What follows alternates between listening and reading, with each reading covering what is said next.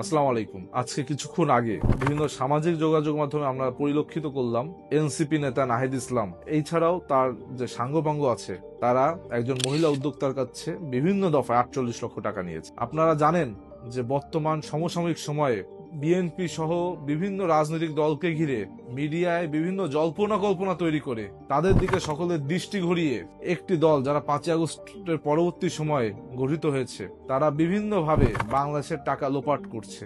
এবং পূর্বে ফ্যাসিবাদী আমলে আমরা যেমন দেখেছি যে বাংলাদেশের জনগণের কষ্টার্জিত টাকা বিদেশে জুয়ার কোটে ছুঁড়ে ফেলা হতো, ক্যাসিনো কাণ্ড ঘটানো হতো। ঠিক একইভাবে আমরা দেখতে পাচ্ছি পূর্বে একজন উপদেষ্টার পিএস ৩৫০ কোটি টাকা, তার পরবর্তীতে আরেকজনের পিএস ১৫০ কোটি টাকা।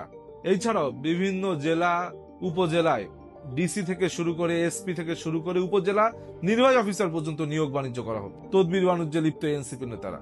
আমরা তা আজকে বাংলাদেশের জনগণের কাছে প্রশ্ন রাখতে চাই। আমরা দেখেছি সেই পূর্বে কোনকার আমলে আওয়ামী একটি বয়ান সৃষ্টি ছিল হাওয়া ভবন, সেই হাওয়া ভবনকে কেন্দ্র করে এখনো বিভিন্ন মিডিয়ায় বিভিন্ন ভাবে গল্প তৈরি করা হচ্ছে, আর আমরা সেটি নিয়ে ব্যস্ত আছি। অথবা বিএনপি যেখানে জড়িত না, অথবা বিএনপির কোনো নেতাকর্মী যারা দলীয় ভাবে বিভিন্নভাবে সম্পৃক্ত তারাও বিভিন্ন সময় তাদেরকে নিয়েও বিভিন্ন ধরনের নিউজ করা হচ্ছে, তাদেরকে নিয়ে ব্যস্ত রাখা হচ্ছে। কিন্তু এই সব জিনিসের আড়ালে, এই সব কর্মকাণ্ডের আড়ালে মিডিয়া হাইপের পিছনে আরেকটি গোষ্ঠী কিন্তু বাংলাদেশের মানুষের কষ্টার্জিত কোটি কোটি টাকা নিয়ে বিদেশের মাটিতে চলে যাচ্ছে। এই বিষয়গুলো কিন্তু বাংলাদেশের জনগণকে যতই বোকা হবেন, বাংলাদেশের জনগণ কিন্তু সকল বিষয় দৃষ্টি রাখার চেষ্টা করছে। আজকে এই এনসিপি হতে পারত বাংলাদেশের আগামী দিনের ঐক্যবদ্ধতার একটি প্রতীক, কেননা এই এনসিপি যখন গঠিত হয়েছে তারা আন্দোলনের পক্ষে একটি শক্তি, সেই শক্তিকে আমরা সবসময় সাধুবাদ জানাতে চেয়েছিলাম। কিন্তু আমরা যখন দেখি এই এনসিপিতে আওয়ামী পুনর্বাসন হচ্ছে, এই এনসিপিতে ঢাকা বিশ্ববিদ্যালয়ের সাবেক ছাত্রলীগ নেতাদের নিয়ে বিভিন্ন জায়গায় সমন্বয় করা হচ্ছে। আমি ব্যক্তিগতভাবে দেখেছি আমাদের খুলনায়ও এনসিপি সাবেক যে আওয়ামী এমপি ছিল তার সাথে ঘোরা একজন ব্যক্তিকে এনসিপির সংগঠক হিসেবে পরিচয় করিয়ে দিচ্ছে এই পথসভাগুলোতে।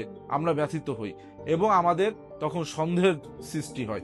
সুতরাং আমি বাংলাদেশের জনগণকে আহ্বান জানাবো, এই এনসিপি যেন বাংলাদেশের টাকা, বাংলাদেশের জনগণের টাকা নিয়ে জোয়ার কোটে আর ফেলতে না পারে।